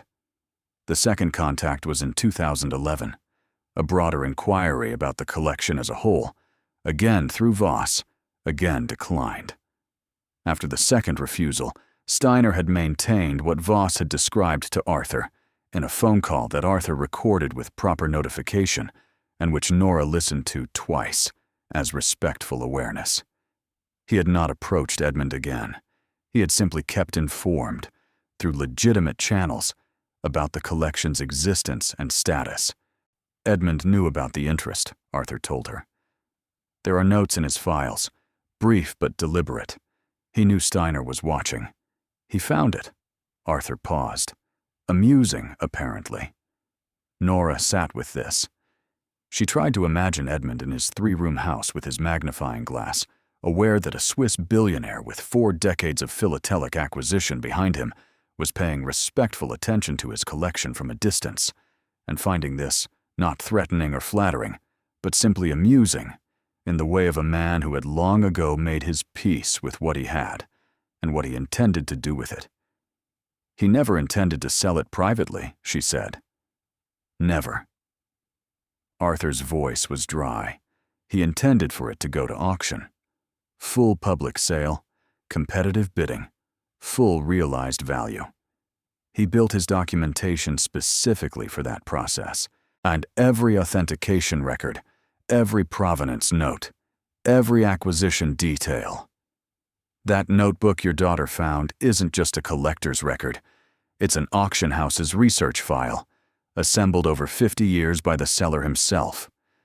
She thought about the magnifying glass, and the annotated catalogs, and the archival sleeves, and the 50-year ledger. Thought about Edmund, building not just a collection, but the apparatus required to realize its full value after he was gone. Thought about the patience that required, the sustained vision of a man who knew he would not see the completion of what he was constructing. He was extraordinary, she said, using Margaret's word because it was the right word, and she hadn't found a better one. Yes, Arthur said, and he left you something else as well. She waited. In his files there's a letter, addressed to you, dated 8 months before he died. He drafted it but never sent it. He kept it in the same folder as the will documentation. He looked at Nora for a moment across the phone. She could feel him looking, which was a thing she'd come to understand about Arthur Breen, that he was a man who looked at you even through a phone call. I have it here. Would you like me to read it? She said yes. Arthur read it slowly, the voice of an old man rendered in another old man's careful voice, Edmund's words arriving through this intermediary, the way important things sometimes arrived, indirectly, translated by circumstance, no less true for the distance. Edmund had written, Dear Nora, I have watched you for a long time from the particular distance that our family places between itself and the people it decides are peripheral. I want you to know that I never considered you peripheral. I considered you, of all of them, the one most likely to understand what careful attention to something invisible could produce over time. You have paid careful attention to your daughter for 8 years, under conditions that would have made a great many people stop paying attention. That is the same discipline. You understand the value of what cannot be immediately seen. What I am leaving you is not a gift, exactly.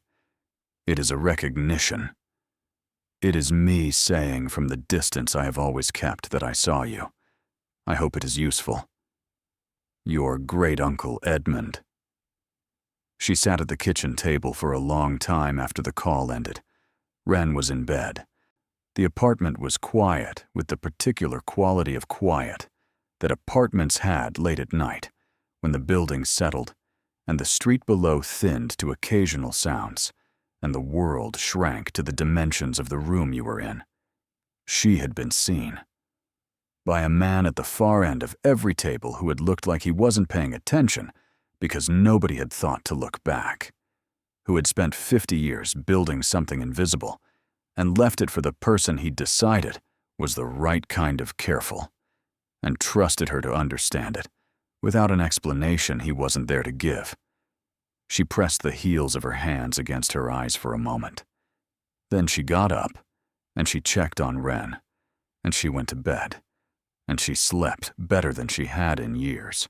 The legal challenge arrived 6 weeks later in the form of a filing through a law firm in Nashville that Gerald had found, presumably on the basis of their willingness to pursue cases that other firms found long on risk and short on merit.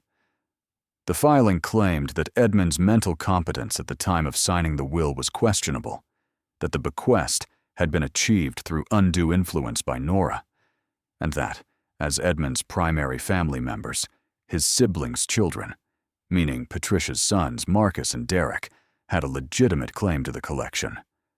Arthur called her the morning it arrived. His voice had the particular flatness of someone who is not surprised by something and has already begun formulating the response. He said, "It's thin." He said it the way a structural engineer said a building was unsound, as technical assessment. The competence claim is directly contradicted by 6 years of documented medical history from his personal physician. The undue influence claim requires demonstrating that you had significant involvement in his life during the will preparation period. Do you have records of contact with Edmund during 2017? She thought. 2017. Wren was 3. She had been in the middle of the worst of the post-divorce period, the financial unraveling, the shift scheduling, the apartment hunting. She had attended a family gathering that Christmas because her mother had pressed, and she had found herself at the table with Edmund, at the far end of it, and they had spoken briefly about Wren, about how children change the proportion of things, about small, unexpected things that turned out to matter. She had sent him a Christmas card that year, one of Wren's drawings on the front because she hadn't had the money for cards, and Wren had offered her artwork.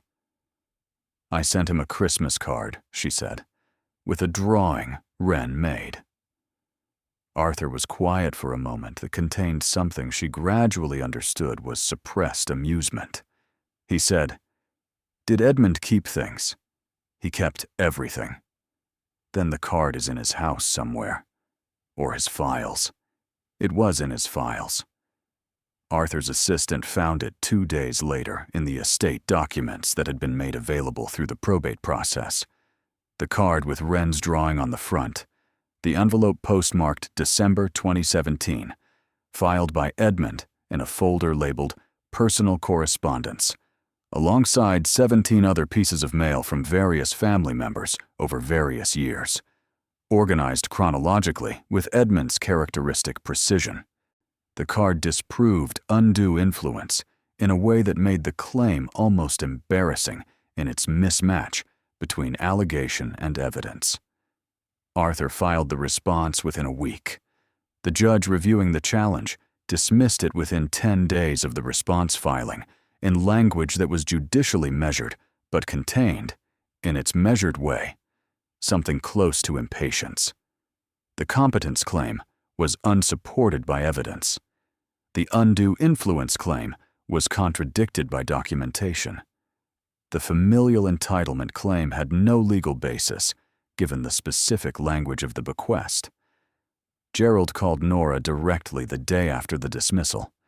She answered because she had promised herself she would not hide from the things that were coming, that she would meet them the way Edmund had met the people who tried to intimidate him, with the quiet certainty of someone who had done their preparation and trusted it. Gerald was not loud. That was the first thing she noticed, that he had apparently decided on a different approach than the one she'd been bracing for. that the red-faced confidence she'd always associated with him had been replaced by something flatter and more careful. He said, "The lawyer overstepped. That was his initiative, not mine. Patricia and I had concerns, but we didn't authorize him to pursue it in those terms." She said nothing. Gerald cleared his throat. He said, "I want you to know that we never meant to suggest Edmund wasn't of sound mind. He was a perfectly intelligent man. He was just, his voice shifted into something that was trying to locate the appropriate register. Private. Very private. He was," she said. "Patricia and I would like to maintain a relationship with you and with Wren. We hope this situation doesn't affect that." He delivered this with the particular awkwardness of a man for whom apology was a foreign country he was attempting to navigate without a map, doing his best with the vocabulary he had, which was not extensive. She thought about the sound he'd made in the lawyer's office. She thought about Patricia in the parking lot delivering something as interesting in the tone of a woman who already knew. It wasn't. She thought about the word peripheral and Edmund using it, and Edmund choosing her specifically from among all of them, and she thought about whether she owed Gerald and Patricia anything beyond the basic civility she extended to everyone by default. She said, "I hope so too, Gerald," and she meant it simply, and without warmth, and with the specific generosity of someone who had won and chosen not to announce it. She said goodbye, and she hung up, and she sat for a moment, and she thought about Edmund finding it amusing, and she understood now exactly what he'd found. Amusing.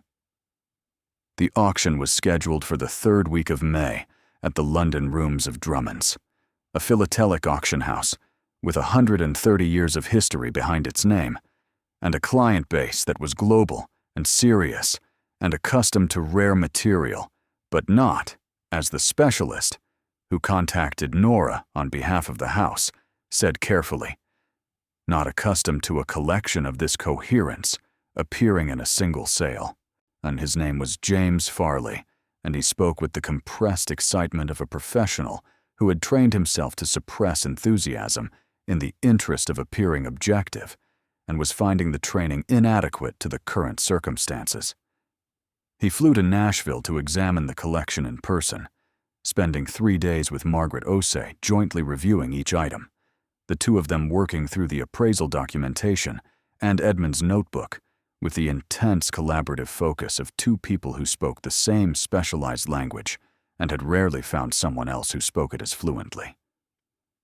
On the 2nd day, Nora came home from her morning shift to find them both still at the table. The collection spread between them, neither of them having had lunch, a detail she found oddly moving, on two experts so absorbed in Edmund's life work that the ordinary rhythms of the day had simply not registered. Farley told her on the 3rd day that Drummond's wished to offer the collection as a single-owner sale, a dedicated auction carrying Edmund's name, catalogued in full, each item given the presentation its history warranted. He said this would maximize realized values significantly. He said that advance interest from registered bidders, which he could not quantify formally, but could characterize generally as substantial, suggested that competition for the key items would be meaningful. She asked him about Gerhard Steiner, whether he would bid.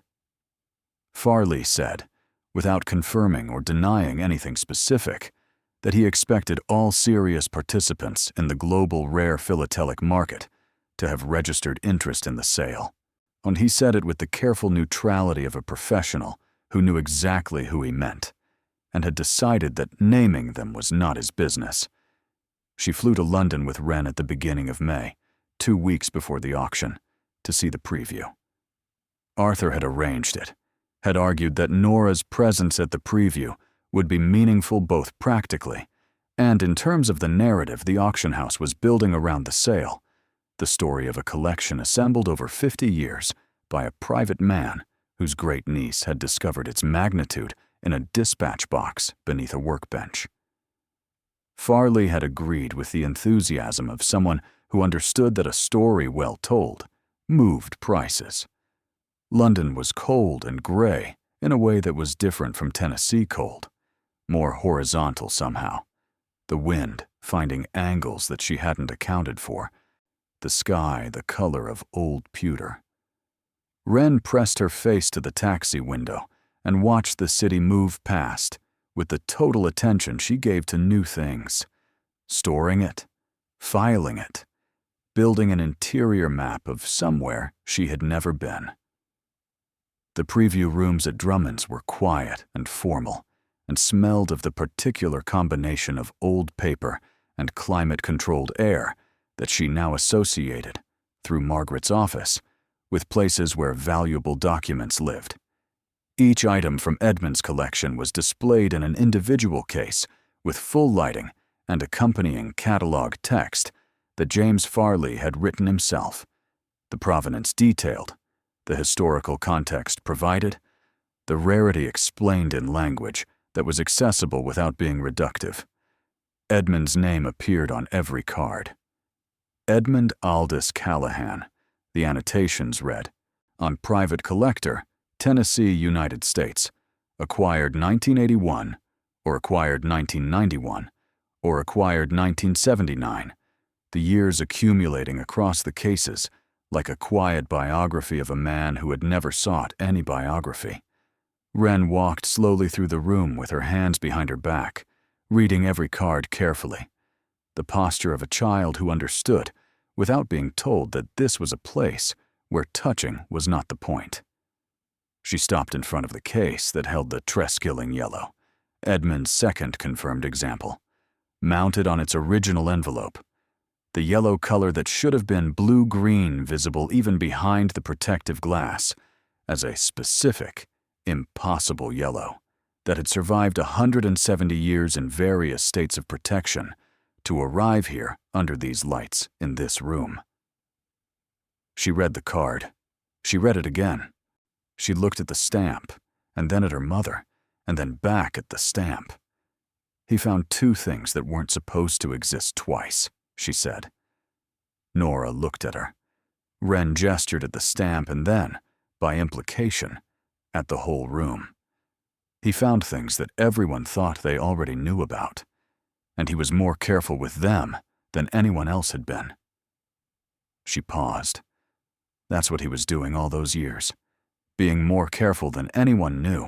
Nora stood beside her daughter in the quiet room and looked at the stamp that a Swedish schoolboy had found in his grandfather's letters in 1885, and which had traveled from one careful hand to another across 140 years until it reached Edmund's workbench in Tennessee, and then this glass case in London, and now this moment where an 8-year-old girl who had grown up counting coins for bus fare was reading its history and understanding it in the specific way she understood things, completely and without pretense.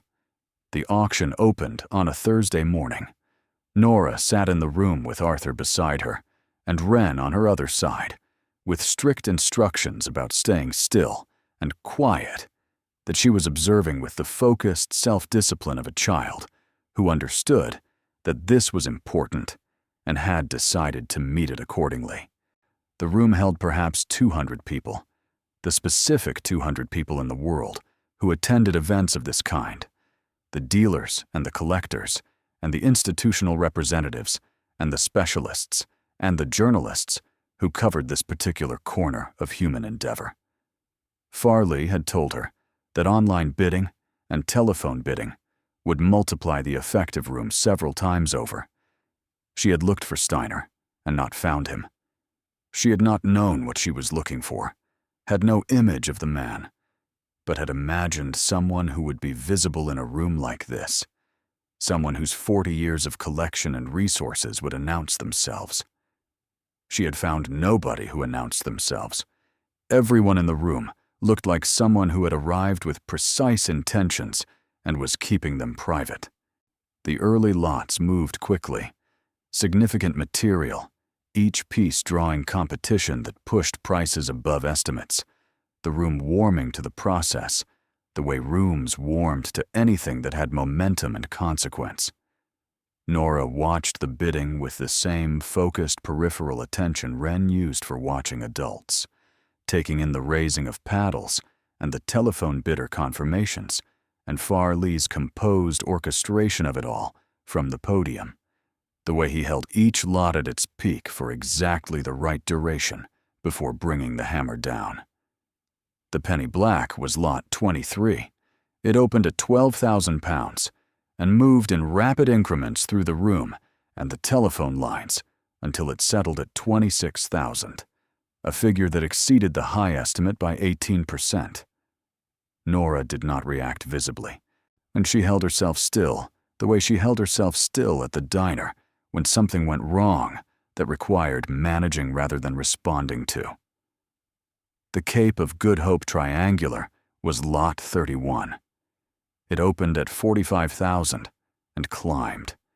At 90,000, the room thinned as bidders dropped, and then two remained, one in the room and one on the telephone, and they worked each other up through increments that grew larger as the price did until the telephone bidder took it at £131,000, which was against an estimate of 60 to 80,000, and which produced a sound in the room that was not applause, but was its close cousin, the collective exhaled breath of people in the presence of something that had exceeded expectation.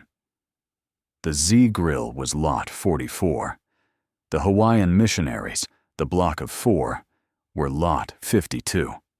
Each moved through the room, and the telephones with competitive bidding that cleared estimates with room to spare, each hammer fall punctuated by that same collective breath, the room responding to numbers the way it responded to music, with the involuntary physical acknowledgement of something that had registered. Then, lot 67. The Post Office Mauritius, 2-penny blue. Farley introduced it with 3 sentences that were a model of understatement, describing the stamp's historical position in the world of philately, its survival across 177 years from a print run of limited quantity on a small island in the Indian Ocean, its acquisition by Edmund in 1991 from an estate sale in Edinburgh, with documented provenance extending back to 1889. He opened the bidding at £150,000. The room engaged immediately. Not the gradual engagement of items where uncertainty existed about the ultimate appetite for the material, but the immediate, overlapping engagement of people who had already decided what they were willing to do, and were waiting only for the number at which they would begin. Paddles went up around the room. Telephone lines confirmed multiple bidders. The opening increment was £10,000, and the price moved through 200,000, and then 300,000, and then the field thinned, as it always did, to the people who had the resources and the conviction to remain. And there were 4 of them, and then 3, and then 2, and the 2 of them moved the price through 400,000 toward 500,000, in exchanges that grew slower as each increment represented a larger decision, a longer pause, a more deliberate raising of a paddle or confirmation from a telephone desk. At £540,000, one of the 2 stopped. The room was very quiet. Farley said, "540,000. Do I have 550?" He said it without urgency. He understood the weight of the pause. He gave it the space it deserved. The remaining bidder, on a telephone line handled by a young woman at the desk to Nora's left, confirmed. Farley gave the room a moment, a single courtesy moment. Then he brought the hammer down. The breath in the room was different this time, longer, more complex. Wren leaned to her mother's ear. She said quietly, so that only Nora heard, "Edmund found that in Edinburgh." "Yes, in a drawer somewhere, probably." Nora looked at her daughter. "Yes, probably in a drawer." Then lot 71, the Treskilling Yellow. Farley took longer with the introduction this time. He described the original 1855 printing error, the schoolboy's discovery, the documented history of the known example, and then he described the provenance of Edmund's example, the Swedish collector who had held it privately since 1934, the authentication conducted in Geneva in 1993, the 47 years during which it had been held outside public knowledge by a freight dispatch clerk in Tennessee, who had found it at a private sale and understood immediately what he had, and kept that understanding entirely to himself. He said this last part without editorial comment, and without the implied nudge of a storyteller indicating how the audience should feel. And somehow, the absence of the nudge made the room feel the thing more fully than any nudge could have managed. He opened the bidding at £800,000. She had not known what to expect from this lot. Margaret had told her the known example sold in 2010 for $2.3 million, and that a second confirmed example could not sell for less and might sell for considerably more. James Farley had told her, in the careful language of an auctioneer who had learned that managing expectation was a form of professional responsibility, that interest in the Treskilling Yellow was the deepest he had seen for any single item in his career at Drummond's, and that he wasn't able to predict where it would land, except to say that the registered bidders and their resources were consistent with a result significantly above the most optimistic estimate. The bidding opened with the simultaneous engagement of 5 bidders. The telephones were all active. The increment was £50,000 at the outset, which meant the price was moving in steps that most people in the room would have described as the approximate cost of a car or a year of a child's private education. Each step representing a decision made quickly and with the ease of people for whom the number, while large in absolute terms, was within a range they had already accepted. Through 1 million, through 1.5. The field thinned. 3 bidders. The increment slowed to 25,000 as the price approached 2 million, and each step became something that warranted a pause, a private calculation, a renewed commitment, or a recognition that the limit had arrived. At 2,200,000, one of the 3 stopped. 2 remained. Nora became aware that she was holding her hand very still on the armrest, and that Wren had leaned slightly forward in her seat, and that Arthur beside her had stopped making notes in his pad, which he had been doing continuously since the sale began, and was simply watching. The 2 remaining bidders were a telephone line and a paddle in the room. She could not see who held the paddle from where she sat. The telephone line was the young woman to her left, who had handled the post office Mauritius bid as well, speaking in a low voice into her headset with the focused composure of someone delivering precise information under conditions that required precision. 2,250,000. 2,000,003. 2,350,000. 2,000,004. The paddle in the room stopped at £2,400,000. Farley looked at the telephone desk. The young woman listened, spoke, listened again. Confirmed. £2,450,000, Farley said. Do I have 2,000,005? The room was so quiet that Nora could hear the ventilation system's low hum. She could hear her own breathing and Wren's breathing, and the barely perceptible sound of the young woman's voice in her headset confirming, again, the bid. 2,500,000. 2,550,000. Though at £2,600,000, the young woman listened for a long time, longer than the previous pauses. Whatever conversation was happening on the other end of her headset was more complicated than a simple yes or no to a bid, was the kind of conversation that happened when someone was reaching the edge of what they had decided and was considering whether to revise the decision. She confirmed. 2,600,000. Farley looked at the room. The paddle did not move. He gave it the full grace of the pause. He let the room hold the number. He said, 2,600,000. Going once. Going twice. The hammer came down. The sound the room made this time wasn't the collective exhaled breath. It was something that began as breath and became something more.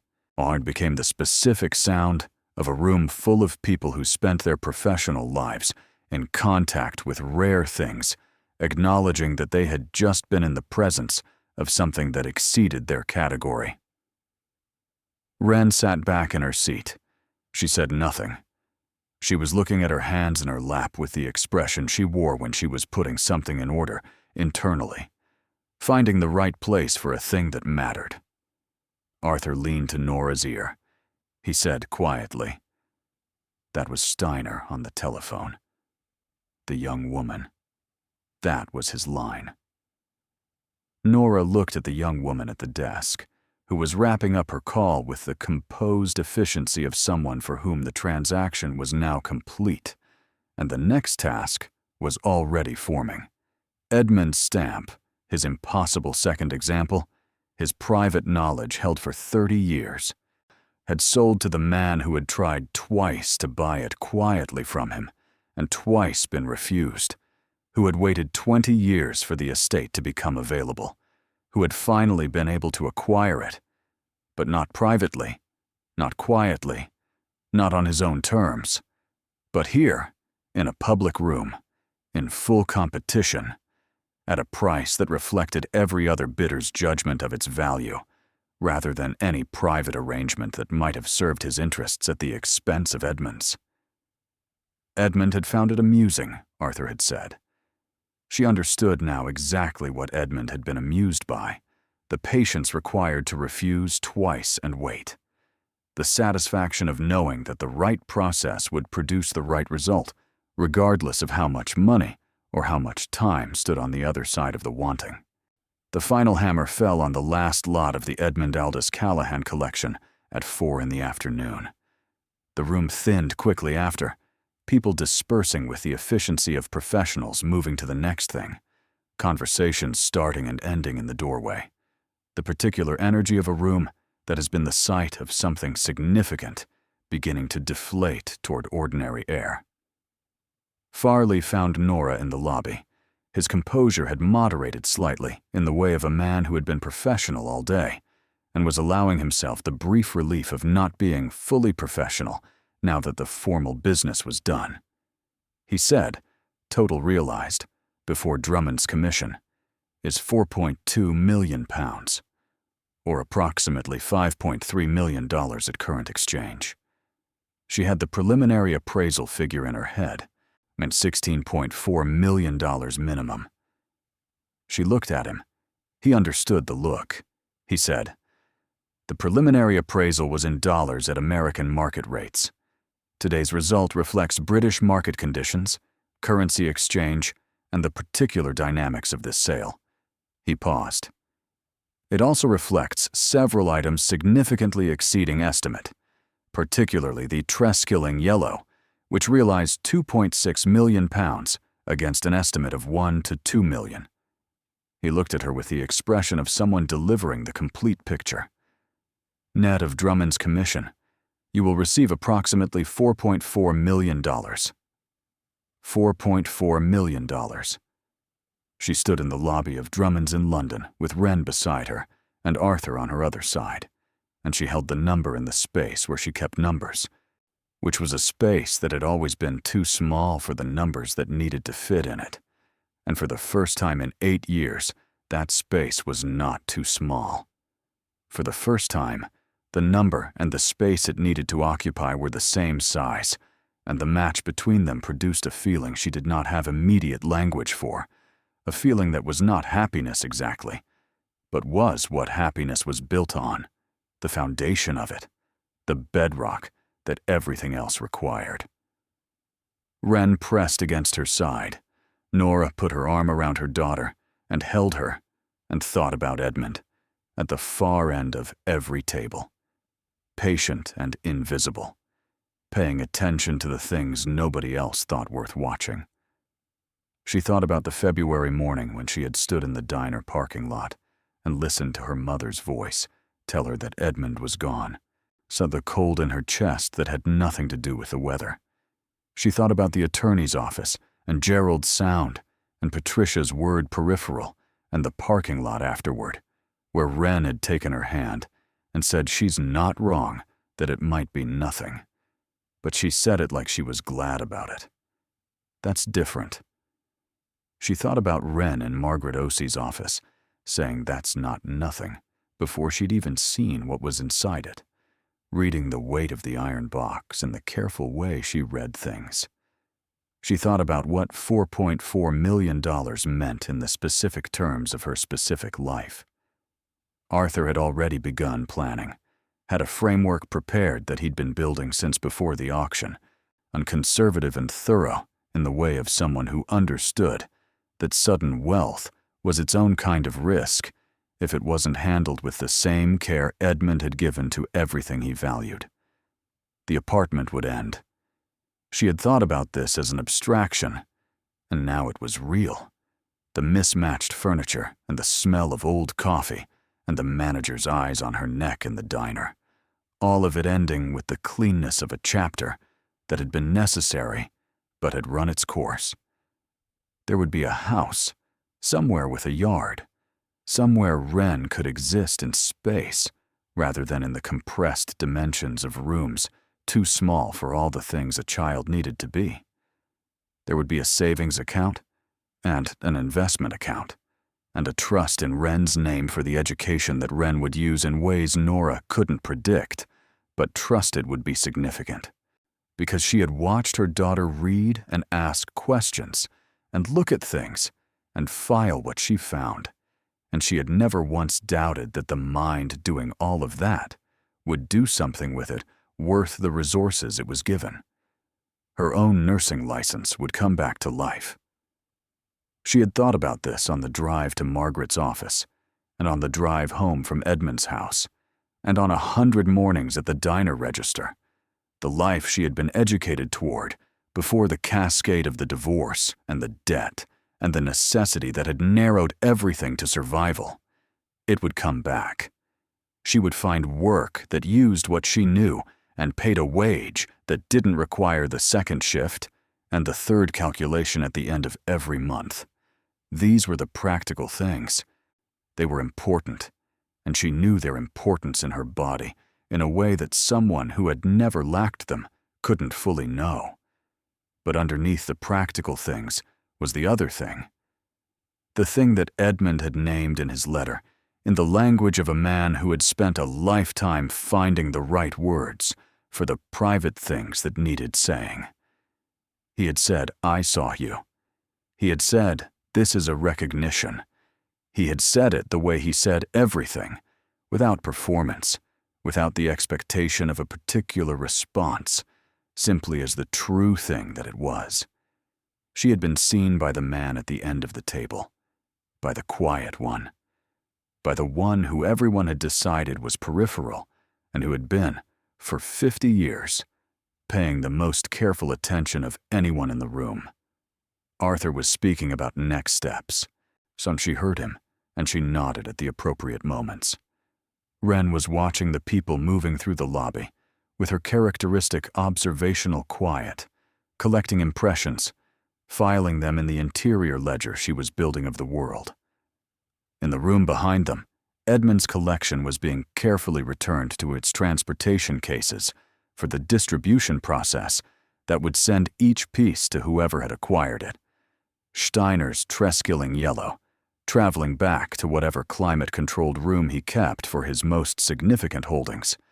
The other pieces dispersing to collections on several continents, each one carrying with it the provenance of Edmund's ownership, his name on every documentation page, his careful handwriting in every acquisition record.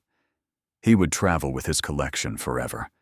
The paper trail he'd built over 50 years ensured that wherever those stamps went, his name went with them, embedded in the legitimate record of what they were and where they'd been, and who had held them with enough care to understand their value.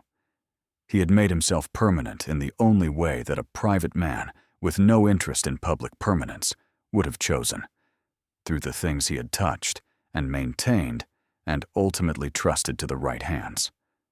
Wren looked up at her mother. She said, "What are we going to do first?" Nora thought about it. The real answer was Arthur and bank accounts and trust instruments and legal documentation, the necessary architecture of a changed life. But Wren was asking something different. Wren was asking about the first real thing, the thing that would mark the boundary between what had been and what was beginning. She said, "We're going to find a house with a yard, and we're going to get a dog." Wren considered this with the seriousness she brought to proposals that mattered to her. What kind of dog? The kind you pick out yourself? Her daughter nodded slowly. The specific nod of someone accepting a thing they have been hoping for long enough that hope has become habit. The adjustment from expecting nothing to receiving something real, taking a moment to complete. Her eyes went bright in the way they went, bright when she was moved and was deciding whether to show it. She showed it. She put her arms around her mother's waist and held on, there in the lobby of Drummond's in London, 8 years old, the child of a woman who had held things together for a very long time, on very little, inheritor of a great-uncle's conviction that careful attention to invisible things was its own form of wealth. Nora held her back. She looked over her daughter's head at the door of the auction room, now closed, the Edmund Aldous Callahan collection no longer behind it, dispersed into the world, carrying its maker's name with it. She thought about Edmund finding it amusing. She thought about the key behind the photograph. She thought about the word entire.